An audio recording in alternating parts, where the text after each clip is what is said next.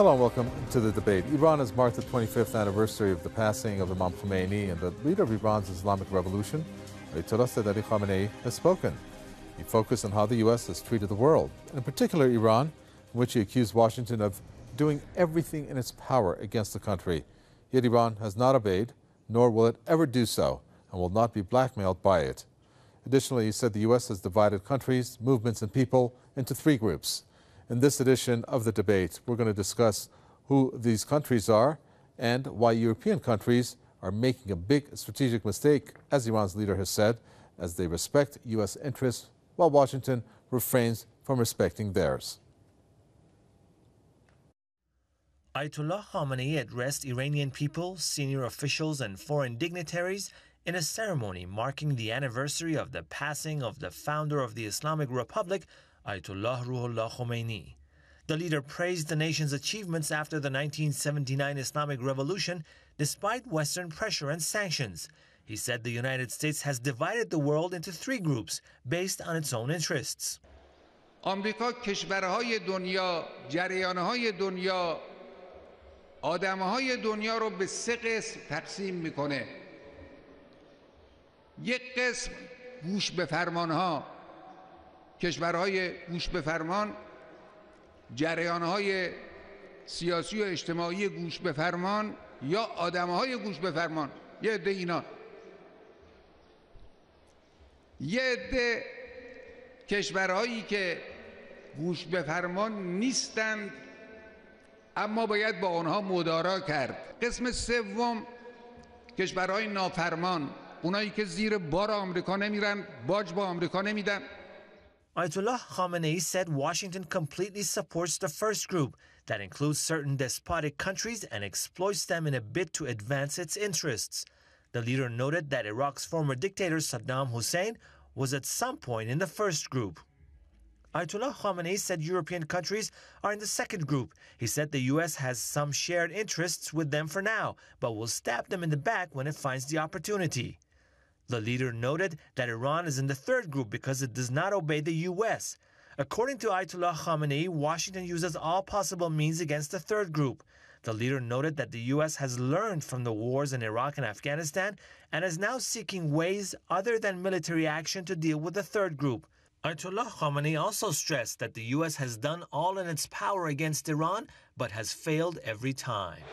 کودتای نظامی، حمایت از فتنه‌گران، کشاندن مردم به خیابانها، مقابله با انتخابات، ایجاد شکاف، از این کارها یا انجام دادن یا تلاش کردن که انجام بدن و به حمدالله در همه اینها ناموفق موندن. چرا؟ چون ملت بیدار بود، چون ملت مؤمن بود. The leader slammed the Takfiri militants who consider other Islamic sects as infidels. However, he said Takfiris are not the country's main enemies because they have been deceived. The leader underlined that the true enemies are those who financially support the Takfiris and provoke them. Let's get a reaction from our guests about what Iran's leader has said. Let me introduce him. Webster Tarpley, historian and lecturer, joins us from Washington. We have Congressional Defense Policy Advisor Frederick Peterson, who also joins us from Washington. Gentlemen, welcome. Frederick Peterson, I'm going to start out with you. I don't know if you heard the comments there made by Iran's leader in the report that we just ran. If you did, one of the comments, the U.S. has divided countries, movements, and people into three groups. He said one that are obedient, the other that do not obey but should not be tolerated, the third, disobedient ones, ones that do not give in to the U.S. and will not be blackmailed by the U.S. What do you think about what the leader has said in terms of the division of the U.S. into these three different groups? Well, I think that the terms used are rather pejorative and load the dice, if you will, in the conclusions that may be drawn. We can look at the word obedient and turn it into another word, and that is allies, are those who are cooperative in specific policies. Those who are disobedient, we can turn into those who may be potential aggressors. The question is, what is the mission of each country involved here, and how has that led to or detracted from peace within, peace regionally, and peace within the world, which is in the interests, I should say, of all peoples. I think that the United States has been reacting to, and defensively, one should add, to aggressive moves. I'm not speaking of a specific nation, although we could look at the recent actions in Russia, hostile statements that have been made, in fact, by Iran and others around the world, to call the response to that aggressive is to simply put a different word on a defense. An active defense in terms of the interests of peace, in terms of the interests of stability in an area, is not a pejorative. I would respond in that way. Okay, very well. Webster Tarpley, same question to you. And we have our guest, Frederick Peterson, who I thought interesting, said obedient would be equal to allies and disobedient would be equal to aggressors. But first, your reaction to the leader's comments in terms of the U.S. dividing countries into three groups. Well, I think the analysis offered by the leader, Mr. Khamenei, has much to recommend it. I think we could situate it in the following way. We're coming to the end of a period of about a quarter century of unipolar United States domination of the world. And this has more or less gone together with the weakness, the collapse then of the Soviet Union, and the impotence of the government in Moscow during the 90s and in the first decade of this century. But now things have changed.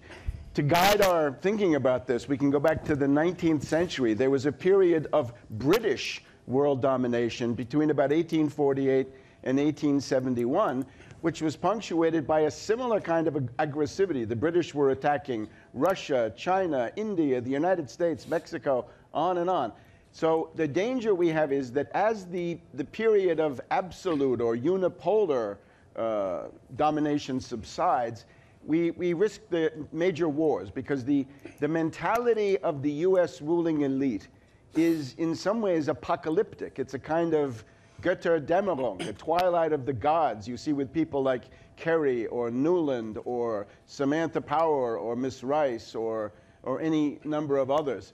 And therefore, I think his analysis is very interesting. I would say, first of all, on the first group in Saudi Arabia, this is, of course, broadly speaking, correct. In other words, Saudi Arabia is one of the pillars of US domination of the Middle East, and also financially. However, what we've had in the last year is a period when Prince Bandar has been demanding that the United States wage war against Syria, and at least a faction around Obama seems to be very reluctant to do that. If we get into the second group, the Europeans, we find something of the same thing. Fabius and Hollande of France are in some ways bigger warmongers, certainly than Obama. And then when we get to the third group, I would say that it's beneficial for the world to have opposition. In other words, it is not a healthy situation if, for example, United States neocons or United States responsibility to protect humanitarian bomber types like Samantha Power, it's not good for them to see no opposition to what they're doing. So I think there's actually a benefit from having people like Putin or the Iranian government or others around, because at some point, China could fit into this, there's got to be some kind of a barrier or a counterweight or a pushback against these really crazy excesses that we see here in Washington. It's a kind of a ruling class gone mad, and the only thing that seems to deter them is counterforce, we might say. And your reaction, Frederick Peterson, to counterforce. And Frederick Peterson, I saw your reaction when I said, and I took your words, obedient equaling allies and disobedient equaling aggressors. I didn't mean to twist your words in any shape or form. That was my interpretation, which I directed to Webster Tarpley, because I find that to be interesting that you use obedient to refer to what I assumed was U.S. allies. But is it good to have a world where you have the Iran, where you have Russia, where you have China to push back against U.S. policies? Because the U.S. does indeed, and correct me if I'm wrong, they want to be present everywhere. They have over 600 military bases. Barack Obama has come out time and again saying, you know, when something happens, everybody looks to the U.S. to see what they're going to do. Well, I appreciate the historical travelogue that your other guest went through in the period of British hegemony and all of this in terms of background. However, we're dealing with today, we're dealing with entirely different powers. No one from that period is even alive yet. And yet we see the same themes, similar themes to what your guest, to which he alluded, that are in fact playing themselves out.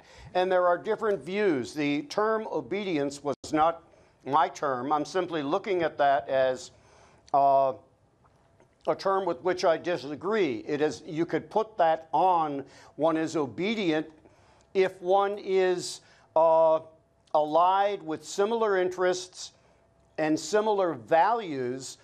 Obedience, I suppose you could call it that, but you could also call it mutual cooperation toward common ends and common values. And that's really what we have. To make the assertion of the United States as somehow being, especially under this administration, a nation gone wild with extraterritorial designs and desires is almost, there are few in the United States, certainly, and that would agree with that. And there are, I should say, many more in the world that would wish that the United States under this administration was a bit more aggressive in pursuing the interests and the values that it has traditionally represented.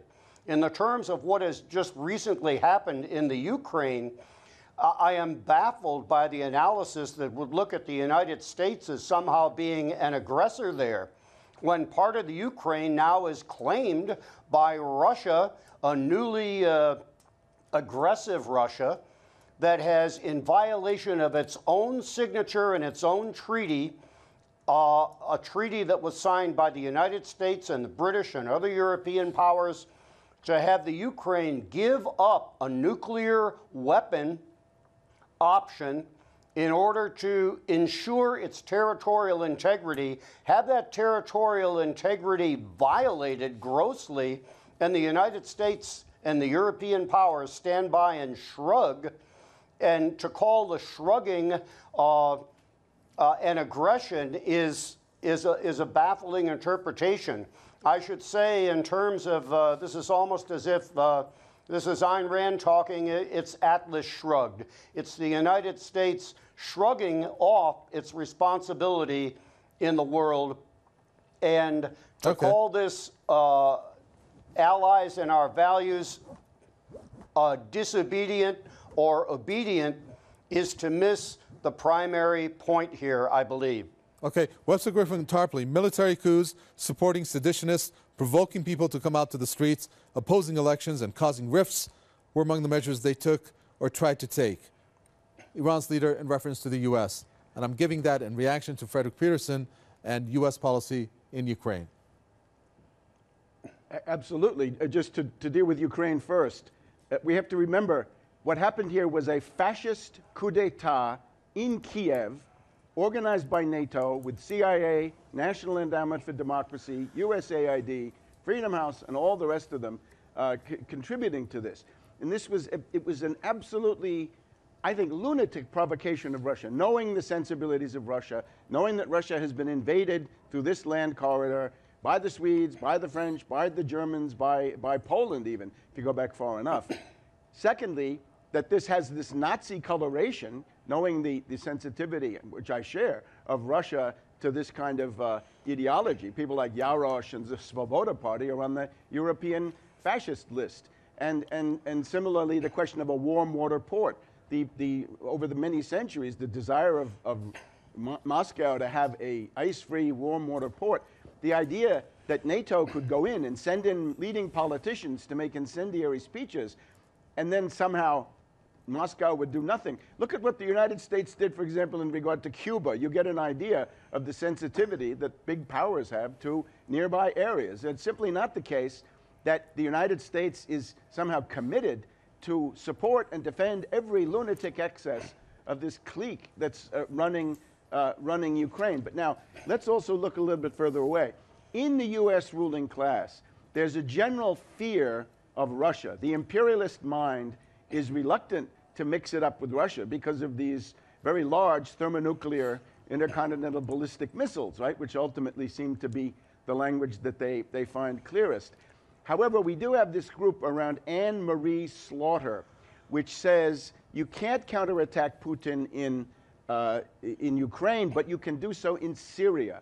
Bomb Syria, you can humiliate and defeat Putin. Now, I think what the Supreme Leader is saying is somehow that when she says Syria, this really also includes Iran. In other words, that there's, I think he's responding to some kind of war danger which has appeared on the horizon. And maybe this is not evident in the outside world, but the mood of the Washington elite is that they're looking for a way to fight back from a position of some weakness, and above all, that they're afraid of Russia.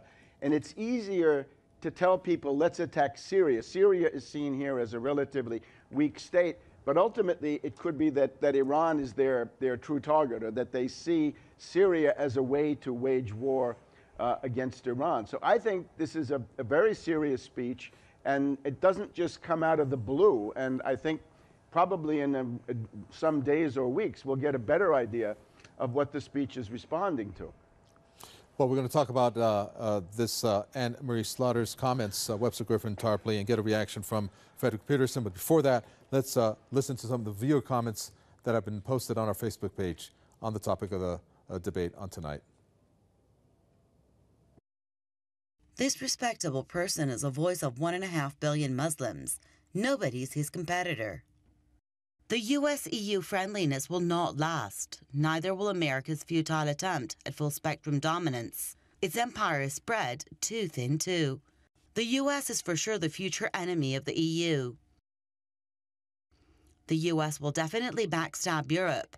Ukraine's situation is the beginning of that.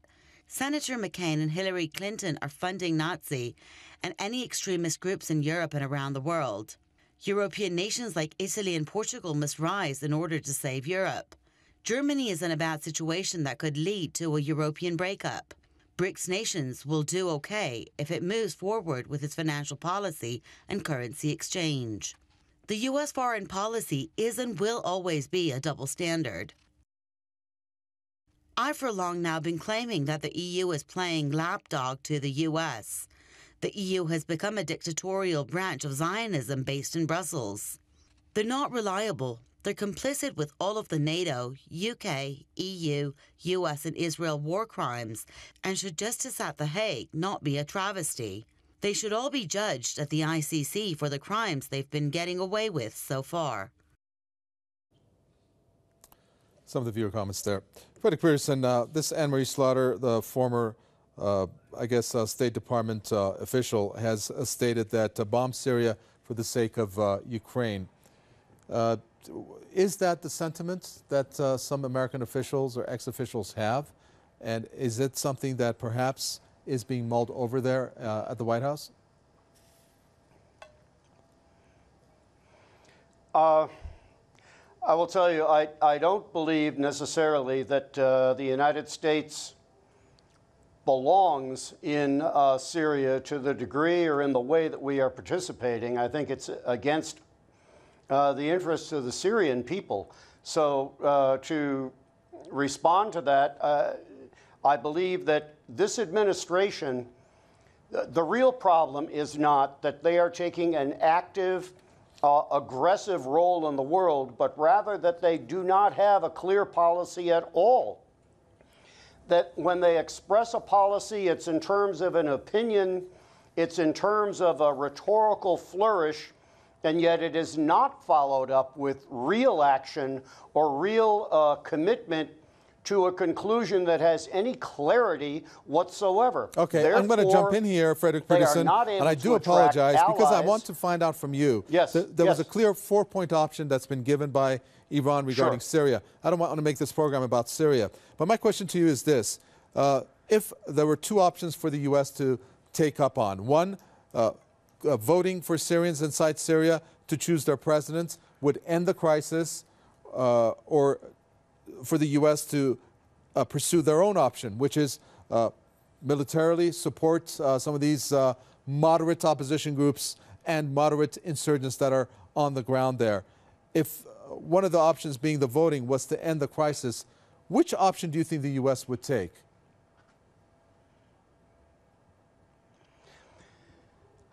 The Obama administration would likely support, as they have in the past, the rebel groups, and we have to see there is really no unified opposition to that government. There are rebel groups that are battling among themselves as well as with the government. I'm going to address that to Webster Tarpley. Webster Tarpley, this question to you. You got 2 options here, and it doesn't seem like the U.S. wants to take the option that doesn't require force. And this is the case of the voting that's taking place today. Over 72% of Syrians came out to vote. Out of the 15 million, 11 million of them. And this could be a point where this crisis could end. But obviously the people who are supporting, the countries supporting the insurgents, don't want this to happen, do they? If I could just comment on this. The news, I think, that we ought to pay also attention to put this speech into context. The reports in the last 24 hours is that a new and unpredicted difficulty has arisen in the P5+1 talks. So the 5 permanent members of the Security Council plus Germany. This is the Iranian nuclear question. Now, it ought to be obvious to everybody, a nation state, if it wants to be independent in the 21st century, must master the full nuclear fuel cycle. That includes centrifuges, enrichment, all the rest. In order to have a full set economy and be truly independent and pursue economic development for one's own people, this is all indispensable. Any attempt to take this away, it seems to me, is a crime against humanity in the highest order. Now, the new P5+1 position is that Iran has to demolish. I'm sorry, we're unfortunately fresh out of time. I do apologize. Webster Tarpley, historian and lecturer, talking to us, and Congressional Defense Policy Advisor gave us his comments. Frederick Peterson, both of them from Washington. Thank you so much for tuning in. Questions or comments, newsroom at presstv.ir is our email address. From Miko Betaway and the entire team in the capital, Tehran, it's goodbye.